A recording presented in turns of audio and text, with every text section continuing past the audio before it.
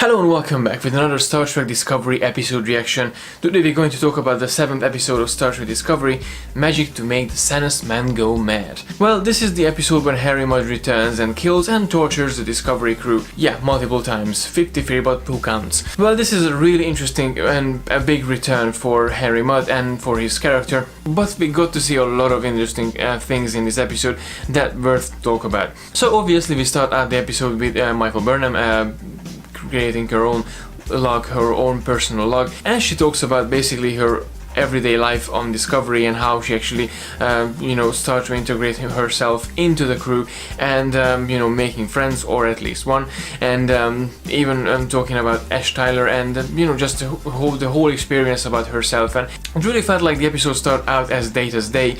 I never thought I'm gonna compare Discovery to Next Generation, but here you go. We find ourselves in the next scene in a party that Burnham has to face as well, because she's not really a party person. I'm not really a party person either.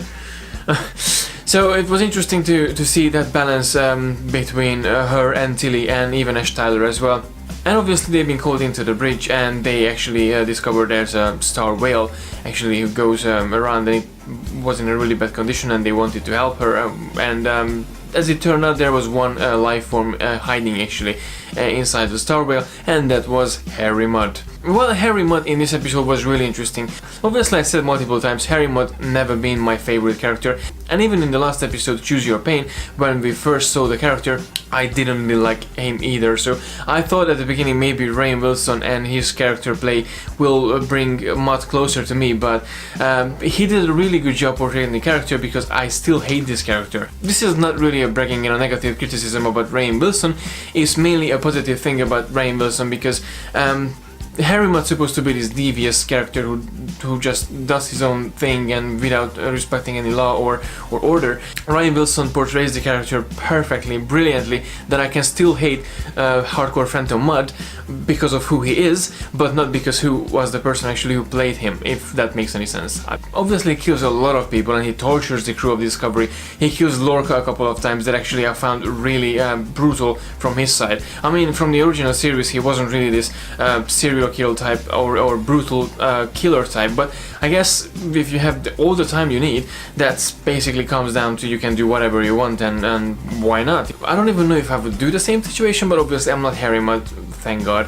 There's definitely an interesting and a really dark side of the character that I think we never got to see in the original series or in the animated series. Harry Mudd as a killer, as a cold-blooded killer. I never imagined I'm gonna see this side of Harry Mudd, but actually I'm glad I saw this side of Harry Mudd.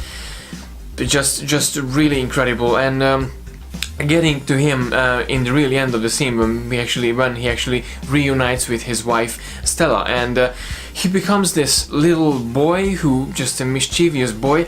It's like, what? The guy just killed everyone multiple times and he actually enjoyed it. I have a feeling we might not gonna see him again, because actually they told Stella, just keep him away from us, please, because we don't want him anymore. So we might gonna see him in the original series. That, yeah, we have to see I Mudd or Mudd's Woman.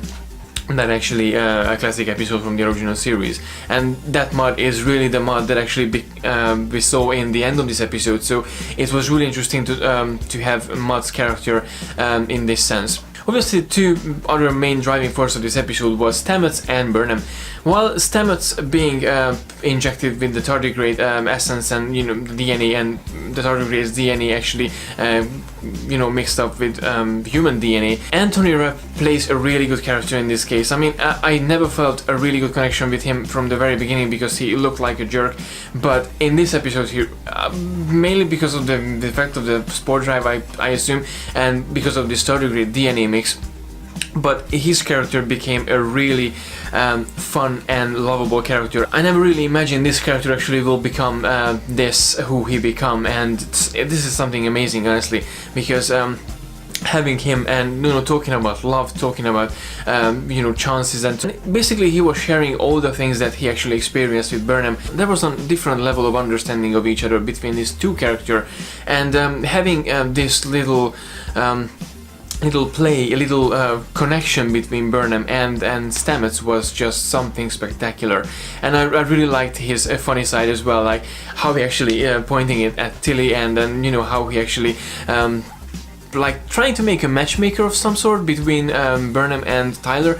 He really made really interesting entrances in this episode. I particularly like the one that he actually made in the engineering, and he was like, okay, see you soon.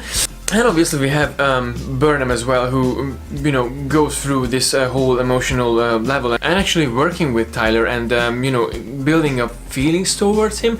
So there was quite a lot of rumor already, like, okay, the two maybe will become one as a couple. Well, it would be interesting actually to have the two together in a one point, because they both of them been the victims of this war, so it would be interesting to see they coming together, or at least they will have some you know, banter between them. And that's the other thing that I really liked in this episode, the banter. There was so much banter in this episode. I was actually smiled quite a lot over the 45-50 minutes when I was watching the episode. The little banter in the bridge between Lorca and Saru. Lorca was really interesting in this episode. I mean, he was sitting in the captain chair for crying out loud. A captain in the captain chair finally. In one time loop actually he was saying to Tyler and Burnham like, I don't give a damn, just get it done. I don't give a damn, just get it done. Like, what the hell? And even one point that he said to Saru, like, is your fish on board? And Saru was like, technically the Gormonger is not a fish. And Saru was like, okay, because Gorlocker gave him the look, so that was a really interesting little personal touch to the episode as well. Technology-wise, the episode was interesting as well, because we had this device and in Harry Mudd, this crystalline device that actually was he was able to use to manipulate time and you know, jump forward, back and forth, and you know, just to find out different time zones and find out information from different time zones. So it was really interesting actually to see this, and obviously being a Doctor Who fan too, I actually got to the conclusion like, okay, what he actually using it is a vortex manipulator.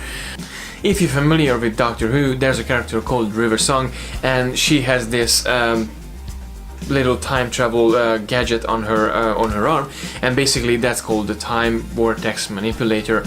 And basically Mudd's little time teleportation device reminded me of her device, so it was kind of interesting to see a Doctor Who element coming to the Star Trek franchise.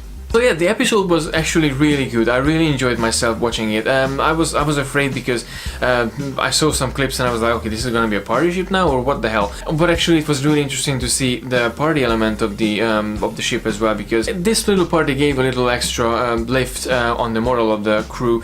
So it was really interesting actually to experience this and not having any conflicts in the show apart from Mudd, but not having any conflicts aboard the ship, and you know, they still have regulations, because that regulation for the Star Whale reminded Lorca and reminds us as well. It's still Star Trek, and we still even when we are at war, we still have regulations, and we're still explorers. We at least try to do some little things that can actually make our days much better, or that can make us feel a little hopeful, not just, you know, having the weight of the war in our shoulders. Overall, as I said before, I really enjoyed this episode of Star Trek Discovery. I never ever imagined from the very beginning I'm going to compare this to a TNG episode where actually said Data's Day, or Cause and Effect, also from TNG. So basically two different TNG story was meshed together, plus with a Discovery touch. Top notch.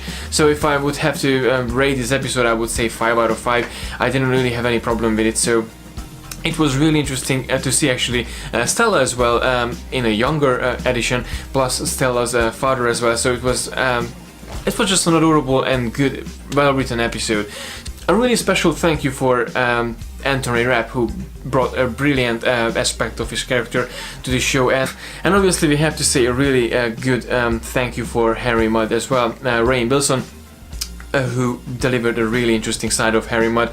Never imagined I'm going to see this, but it happened, and it's beautiful. So that was my episode reaction for the 7th episode of Star Trek Discovery. Please let me know in the comment section below what did you think about the episode. What was your favorite or least favorite moment? As always, don't forget to like and share the video, and don't forget to subscribe to receive all the geekiness every week. And until next time, live long and prosper.